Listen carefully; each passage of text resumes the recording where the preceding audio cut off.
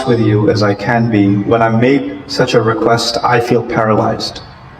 I feel paralyzed because I don't think my feelings towards what's happening in Gaza are any different from any Muslim or actually any decent human being, but more so any Muslim. And every time I look at my own child, I can't help but think of the unbearable pictures of those children that are suffering, the countless that have already suffered and the countless that are suffering, and their parents and the bereaved. And it quite literally is paralyzing. And then I step back and I realize that our deen, one of its fundamental requirements is that one has to have control over their emotions before they speak. You have to have composure. And you cannot think and you cannot act on this deen unless you have such fundamental teachings of our religion that our success depends on is the word sabr. In Surah Al-Asr, for instance, when Allah Azza wa Jalla says, إِلَّا الَّذِينَ آمَنُوا وَعَمِلُوا الصَّالِحَاتِ وَتَوَاصَوْا بِالْحَقِّ وَتَوَاصَوْا بِالصَّبْرِ. Part of the meaning of وَتَوَاصَوْا بِالصَّبْرِ is we're going to lose patience. We're going to lose our composure, and we have to be there for each other to give each other composure, to keep us on track. That's part of the agenda. I also think about how easy it is, given that I have public speaking background and I know how to raise my voice and lower it, and I have an understanding of communal and psychology, social psychology, that I can give a khutbah at the end of which there's going to be a very loud takbir. And there's going to be a lot of excitement, and the hearts will be at ease that I heard something that felt good. But I actually stopped myself from doing that. I stopped myself from doing it because I feel that has almost become a pacifying drug. At least we heard something that felt good. At least, okay, that eased our pain a little bit. Or that gave us some comfort. And every time there's a crisis, we turn to, what are our scholars saying? My heart is hurting, I need to hear something from our scholars, our du'at, our speakers, and they need to say something so that and it's, in a sense, I almost feel like I'm betraying this trust because I'm just giving someone something they want, not what they need. That's what it feels like to me. And so when that request is made, I actually went through quite a bit of a few stages since I heard that request. I casually said yes, but it's not easy for me, because I do take that as an amana. And after a lot of thinking and a lot of talking with friends and colleagues and mentors through last night, just on what to do, because I'm not any different than any of you, like I said, those emotions are mine too. And if I step back and I try to seek what it is that Allah wants from the Ummah in this hour, what does He expect from us? I come away with two things. The reason, what's on all of our minds is that we're powerless. That's what's on our minds.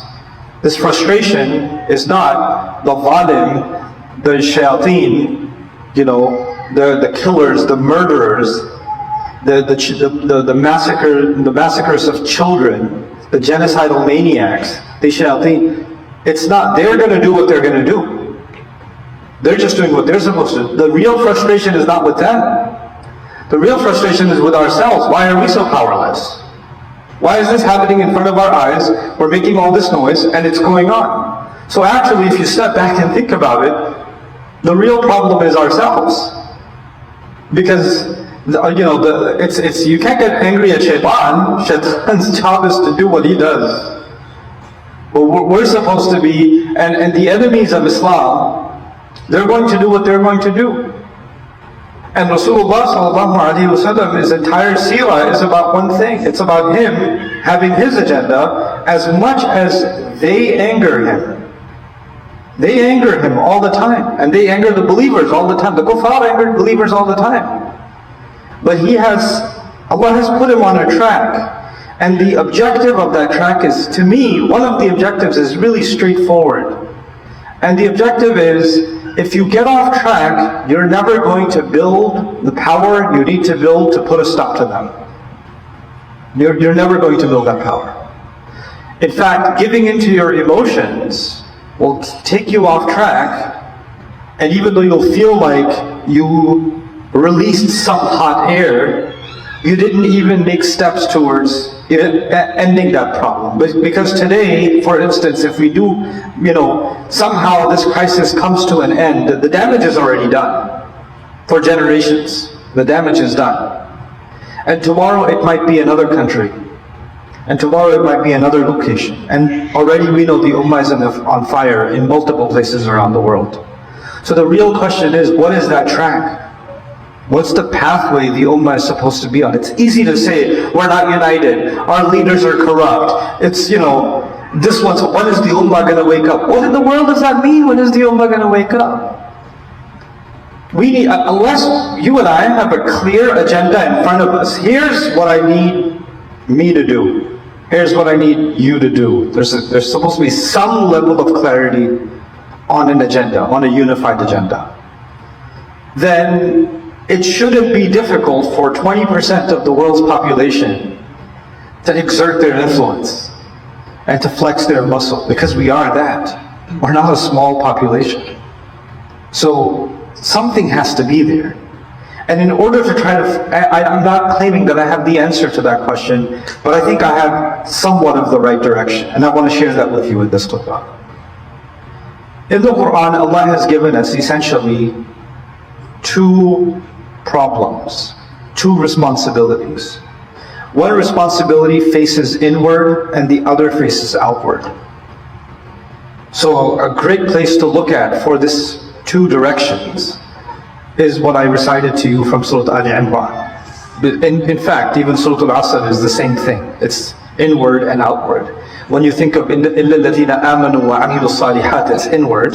And when you think of وَتَوَاصَوْا بِالْحَقِّ وَتَوَاصَوْا بِالصَّبْرِ, it is outward, right? So there's always these two things. The same thing Allah says in يَا أَيُّهَا الَّذِينَ آمَنُوا اتَّقُوا اللَّهَ حَقَّ تُقَاتِهِ وَلَا تَمُوتُنَّ إِلَّا وَأَنْتُمْ مُسْلِمُونَ. That's inwards. That's my taqwa. I have to die in the state of Islam. I have to be in surrender to Allah. So let's stop at inwards for a second. There are those of us who will feel, well, we're not doing the inward, we're not really people of taqwa, we don't really have the right kind of iman. And if we just had the right kind of iman, then the problem of the ummah would be solved. The world would look different. We wouldn't have this oppression anymore. But that's only half the equation. So we have to address that. But while we're addressing that, if you look at the very next ayah, Allah says, وَاعْتَصِمُوا بِحَبْلِ اللَّهِ جَمِيعًا وَلَا تَفَرَّقُوا. There's another step right after that. Don't fall into division with each other. Now, we're already taking a step outwards. It's not just about my taqwa now anymore, it's about unification. So first is my own reform. Step two is steps towards unification. And then step three, وَلْتَكُمْ مِنْكُمْ أُمَّةٌ يَدْعُونَ إِلَى الْخَيْرِ. Now you're calling to something good, but you're calling as a unified force to something good. And calling someone da'wah is something even Nuh alayhi salam did, right? Nuh alayhi salam did da'wah. Salih alayhi salam did da'wah. But you as a group, you won't just make da'wah, you will then build enough momentum behind you that you will go from da'wah to يَأْمُرُونَ بِالْمَعْرُوفِ وَيَنْهَوْنَ عَنِ الْمُنكَرِ. You're going to take bigger steps. This is going to get bigger and bigger. There's a development here. 1, 2, 3, 4. Here's what you have to do. Right? So now let's look at one for a second and understand something. I'm going to talk first for a few minutes just about the inward. What is Allah saying about the inward? Allah has given us a pretty detailed description of the Israelites in the Quran, of Bani Israel. And Allah has described how Allah had given them a religion that they should have surrendered to.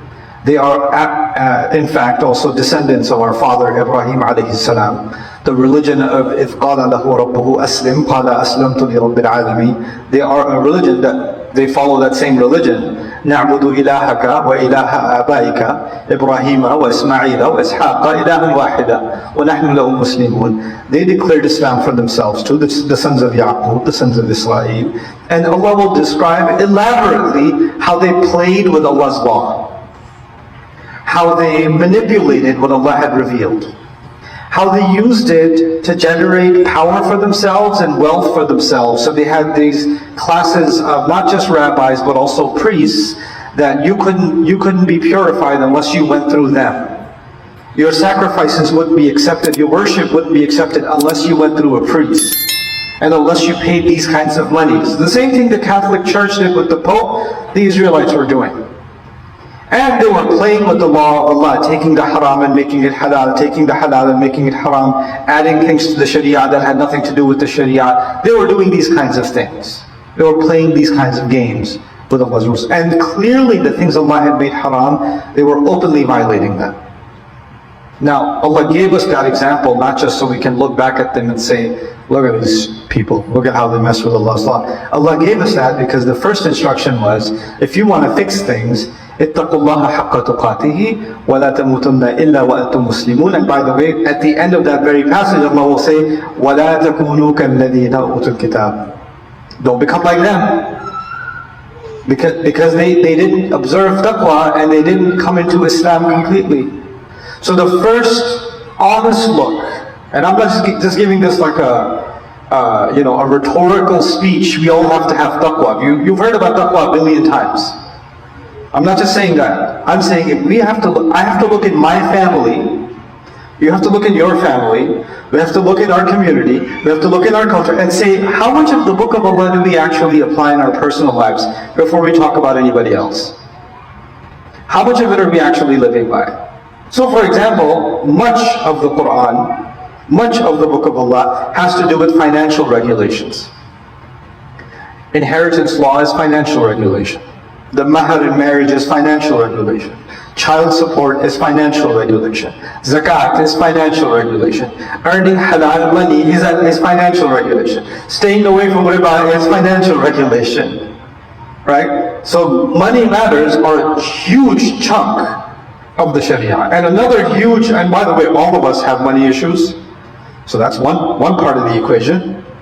Where we could say, if I want to see for myself, am I living by the word of Allah? Am I observing taqwa of Allah outside of my basic worship, my 5 prayers, Ramadan, Hajj? The first litmus test, easy litmus test is money matters.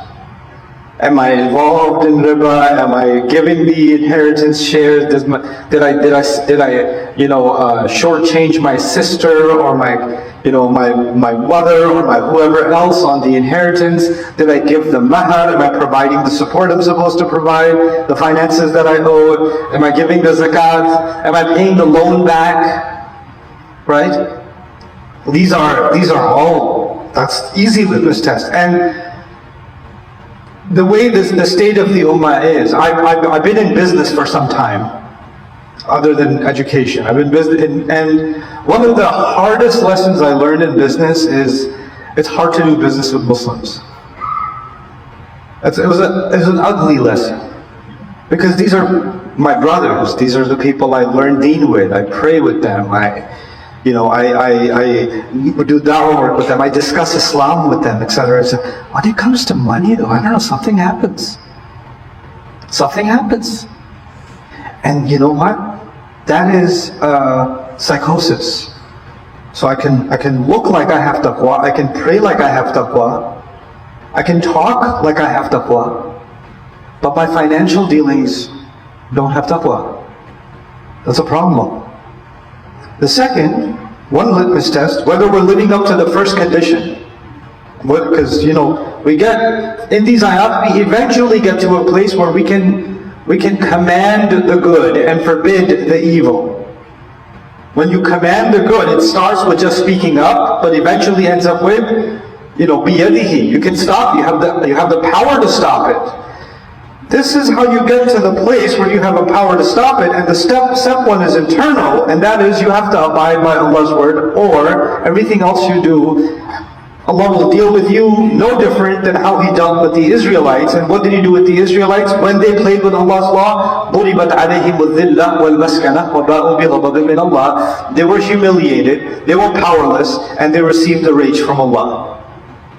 So, and وَلَن تَجِدَ لِسُنَّةِ اللَّهِ تَبْدِيلًا. You're not going to find any change in the way Allah does things. So, if I'm going to say for myself and yourself and us as a whole, the hundreds of millions and billions of us, let's start with step one. At least let's begin here and say, hey, I gotta bring taqwa back into my life.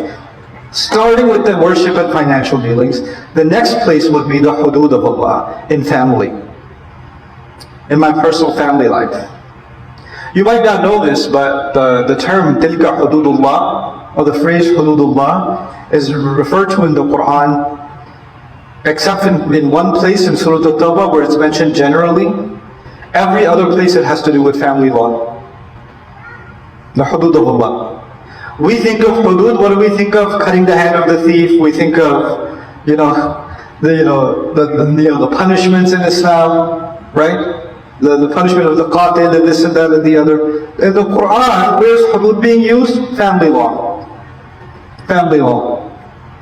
So, money and family law will give us a pretty good idea of what taqwa looks like. Now, I started this khutbah by saying Islam is inwards and outwards.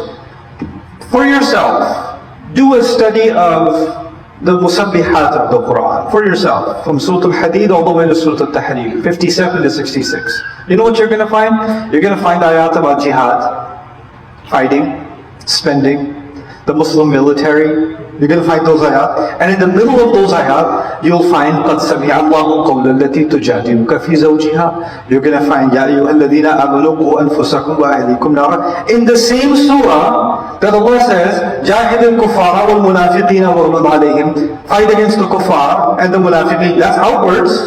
Same surah, Allah is saying, لِمَا تُحَرِّمُ مَا أَحَلَّ اللَّهُ لَكَ تَبْتَغِي مَرْضَاتَ أَزْوَاجِكَ. Why are you making halal? What are you making haram but Allah made halal for you? Because you're making your wives happy? A family issue, isn't it? So what is Allah teaching us? Allah is teaching us these two things go hand in hand, that you can't separate them. The internal and the external. And the internal is taqwa. And taqwa, two big places we can look at ourselves. Are we living taqwa in our money matters? And am I living taqwa in my family matters? Those two places. Easy litmus test. Okay, now let's take the next step. And it's not, until you do this, you can't take the next step. No. These are concurrent things that are happening. They're not, right now I'm working on financial and family, so don't burden me with the problem of the Ummah right now. No, it's not like that. Because family drama will be with you for life, like Yaqub alayhi salam. If you're going to wait until it's all solved, then Ibrahim alayhi salam had family issues until the very end. Rasul most of his family disbelieved and was against him until Fatih. Nuh alayhi salam, 950, he's got other things to do. So you have to deal with the internal while dealing with the external. These are concurrent. Okay, so that's لَا تَمُوتُنَّ إِلَّا وَأَنْتُمْ مُسْلِمُونَ. The second thing Allah says is وَاعْتَصِمُوا بِحَبْلِ اللَّهِ جَمِيعًا وَلَا تَفَرَّقُوا. Second step is, forget about the rest of the world, now look at the Muslims. Let's look at each other. Don't fall into disagreement with each other. And how will you do this? By holding on to Allah's book together. So now what Allah is giving us is a mandate. You and I have to become, I don't have a lighter word to use, you and I have to become obsessed with the Quran together. We have to develop a collective obsession with Allah's book.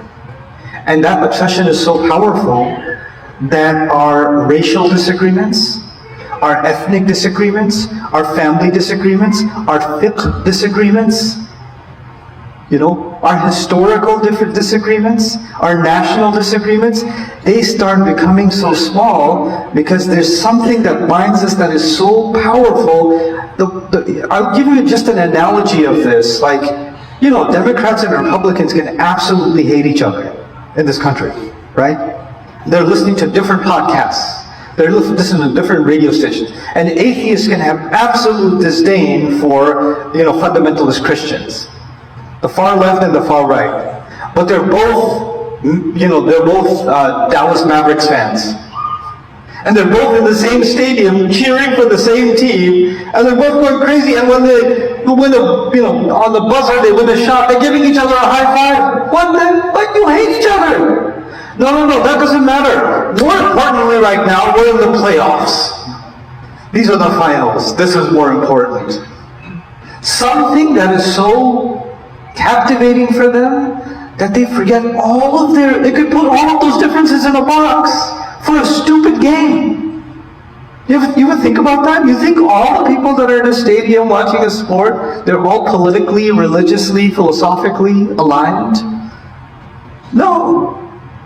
There could be people that took each other to court during the same stadium. But it doesn't matter. Right now we're all on the same side. Go team. It's insane. But you know what? Allah has given us something far more powerful than a stupid team. Allah has given us His final word. And that word should inspire passion inside of us. And the more it does, the more it naturally brings people together. The Ummah is right now obsessed with disagreement. I would argue the opposite. We're obsessed with disagreement, not with agreement. And the reason is, the opposite of disagreement is not agreement. The opposite of disagreement and division is Quran, in the Quran. So our overwhelming disagreements and divisions are just a manifestation of how far from our actual alignment with the Quran, and how the Quran is no longer the conversation. The Quran is just a side reference. The Quran is just a book of dalail from my point of view. I'm going to show you your aqidah is wrong. Let me bring these ayat and show you your aqidah is wrong. And this one will bring the other ayat and show their aqidah is wrong. And we're using the Quran to slap each other instead of actually surrendering before the word of Allah together. So our approach is actually, my ideology comes first, and to support my ideology, I will bring the Quran. Instead of, my ideology is the Quran. So, instead of the Quran serving my thought, I'm using the Quran to serve my thought. If you understand what I'm saying. And that's our second problem. The first problem is taqwa. Concurrently, and that's a social, spiritual problem. The second problem is intellectual. The intellectual discourse of the Muslims now must be dictated, mandated, obsessively with the Quran. We have to bring it back into popular conversation. This last week, many of you attended me going through Surah Al-Ma'arij. And for many of you that have been listening to the Durus al-Quran, good for you, this was just reinforcement. But for many of you, this is the first time you're actually taking the time to study a surah deeply. And as wonderful as that is, isn't that a tragedy? Isn't that a disaster? That the people that call themselves Muslim, the people of this Quran, they can be raised in a Muslim family saying La ilaha illallah, Muhammadur Rasulullah sallallahu alayhi wa sallam, and they could be 18, 20, 25, 30, 35 years old, and this is the first time they took the time to think deeply about the Quran like this, or even had the opportunity. Whose fault is that? The kuffar? Did they do this? That's all us. وَاعْتَصِمُوا بِحَبْلِ اللَّهِ جَمِيعًا وَلَا تَفَرَّقُوا. And that's why this ayah, this is the ayah about brotherhood and about unity. You used to be enemies before this. فَأَلَّفَ بَيْنَ قُلُوبِكُمْ يعني أَلَّفَ بَيْنَ قُلُوبِكُمْ بِكِتَابِهِ بِحَبْلِهِ وَكُنْتُمْ عَلَى شَفَا حُفْرَةٍ مِنَ النَّارِ فَأَنْقَذَكُمْ مِنْهَا. After this comes, now that we're unified, now we know how to think. The Quran teaches you how to think, how to understand the world around you. This is Kitabul Mubin. This is Nur. Nur helps you see. Mubin is something that clarifies the world around you. Now you're able to engage in intelligent conversation with the outside hostile world. Now you're able to take their counter arguments against you, their propaganda, their hatred, and you can break it apart like Ibrahim alayhi salam broke apart the arguments of the idol worshippers. Now you're able to do that because now you're equipped. You're equipped with revelation. Ibrahim alayhi salam was equipped with revelation. Nuh alayhi salam was equipped with revelation. Now you're equipped with revelation. Now because you held on to the Quran like that, your personality, your thought process, your worldview has evolved. And now you're ready to make da'wah. Now you can have conversation. يَدْعُونَ إِلَى وَلْتَكُمْ مِنْكُمْ أُمَّةٌ يَدْعُونَ إِلَى الْخَيْرِ. I'm not giving you a full-on tafsir of these ayat, but there's a logical progression that I just wanted to highlight. And once you do that, this on just da'wah, I'm just going to mention one more thing because time's up. Just one more thing. Da'wah in the Quran, interestingly, is broken up into 3 target audiences. 3 target audiences. So society, the Quran, one way the Quran breaks up the society is it breaks it up into 3 audiences. One of those audiences is general average people. They just need to hear something good, some advice that hits their heart. They need maw'idha hasana. That's what they need. That's a huge population of society. So even as you're spreading the word of Allah, not everybody is debating with you. Actually, most people say, wow, that's really beautiful. Can I learn more about that? Can you tell me more about that? That's incredible. Where can I read more? Where can I find more? In fact, we're not even doing da'wah, and these kids are picking up, these non-Muslim kids are picking up a copy of the Quran and talking about it on TikTok. Because it's speaking to them. They get the maw'idha hasana from it. But that's our job. Our job is to introduce them to ud'u ila sabili rabbika bil maw'idhatil hasana. The maw'idha hasana is for the masses of people. I call them the neutral masses. Even if they're against you, they don't really know why they're against you, and when they come into contact with this message, they're like, I don't even know why I was against that. I actually agree with this. I find reason in it. The second group of people is the people that would love to keep the masses, the first group, they would love to control those masses using their propaganda. You can call them the hawks. And these hawks, they're very, very vocal. They're very aggressive. They're very insulting. Every society has hawks for their ideology. And those hawks, you need to understand them. You need to understand their arguments. And some of us have to be equipped to respond to their arguments with something better than their arguments. Right? That's the hawks. And that's the last part of that ayah, وَجَادِلْهُمْ بِالَّتِي هِيَ أَحْسَنُ. That's another part of da'wah. But the middle part of da'wah, which I particularly chose to talk about this here because this is a university town. Many of you are university students at Chala, many of you are professionals. Allah says, "Ud'u ila sabili rabbika bil hikmah" first, actually. And that's actually a really important part of da'wah. Every society has a certain group, a certain population of people that are lower in education. They're lower in education, and then there's a smaller population of people that are higher in education. And they are in a certain intellectual elite status. Whether by way of university or other training or whatever, they are at a higher level of thinking, right? They need something that engages them where they are. They need a conversation at their level. I need to be able to make da'wah to the sociology professor and the anthropology professor and my PhD mentor in the program of neuroscience. Those people, I need to be able to have a conversation with them too. They're not too smart for Islam, but Islam can be presented to them at the level of hikmah. That needs to be presented, and that's a different class of society. I mentioned 3 groups. The general public, al-maw'idha al-hasana, right? The hawks, al-jidal, وَجَادِلْهُمْ بِالَّتِي هِيَ أَحْسَنُ. And first and foremost, actually the smartest people in society. The Quran actually began with al-hikmah. And you know what? This is the time, this is an opportunity. Now that this heinous, inhumane, satanic behavior and this crime has been exposed before the world, intellectuals are starting to question their allegiance to Western ideas, their blind allegiance to capitalism, or their fantastical allegiance to what they think is democracy, etc., etc. This is a time to have very intelligent conversation with those intellectuals. Because the first change that happens in the world is not military change. The real change that happens in the world is actually a change in thought process, in minds. If the Quran came, one of the things it did is it revolutionized how people think. And once that happens, now you're in a position that when you do Amr bil Ma'ruf, the intellectuals can't stop you. The masses are in agreement with you.